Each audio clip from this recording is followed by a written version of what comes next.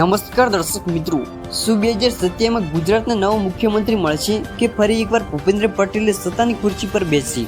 Harsh Sanghavi, CR Patil, Isudan Gadhvi કે પછી કોઈ એવો ચહેરો જેની આજે કોઈ કલ્પના પણ નથી કરતું? આજે આપણે જાણીશું ગુજરાતના આગામી મુખ્યમંત્રીની સૌથી મોટી રાજકીય રેસ. મિત્રો, આજે આપણે કોઈ અફવા નહીં પરંતુ રાજકીય સમીકરણો, નેતાઓની લોકપ્રિયતા, સંગઠનની તાકાત અને 2027 ચૂંટણી પહેલાના સૌથી મોટા સંકેતોના આધારે જાણીશું કે ગુજરાતનો આગામી મુખ્યમંત્રી કોણ બની શકે છે. અને વિડીયોના અંતમાં હું તમને જણાવીશ કે હાલના રાજકીય માહોલ મુજબ કયા નેતાની સંભાવના સૌથી વધુ છે. કદાચ એ નામ સાંભળી તમે પણ ચોંકી જશો.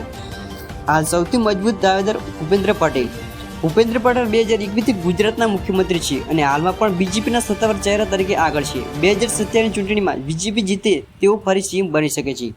સંભાવના 45%. ગુજરાતનો યુવા ચહેરા હર્ષ સંઘવી. હર્ષ સંઘવી હાલ ગુજરાતના ડેપ્યુટી CM છે અને રાજ્યના સૌથી ચર્ચિત યુવા નેતાઓમાં એક છે. 2025માં તેમને ડેપ્યુટી CM બનાવવામાં આવ્યા.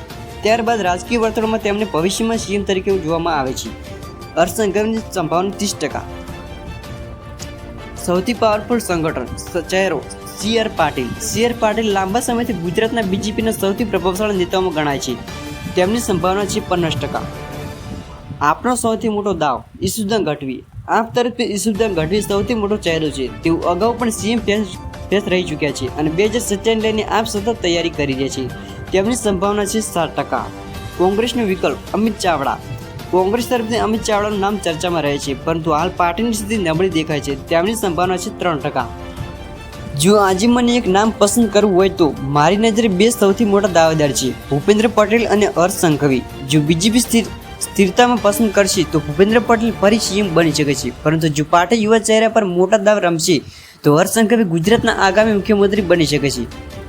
તમારા મતે 2027માં ગુજરાતના મુખ્યમંત્રી કોણ બનવું જોઈએ? ભૂપેન્દ્ર પટેલ, હર્ષ સંઘવી, CR પાટીલ કે ઈશુદાન ગઢવી કે કોઈ બીજું નામ? કોમેન્ટમાં જરૂર લખજો. 2027ની ચૂંટણી હજુ દૂર છે, પરંતુ રાજકીય સ્વતંત્ર ચાલે ત્યારથી શરૂ થઈ ગઈ છે અને આગામી મુખ્યમંત્રીનું નામ કદાચ આજે નહીં પરંતુ આવનારા મહિનામાં ગુજરાતની રાજનીતિની દિશા નક્કી કરશે.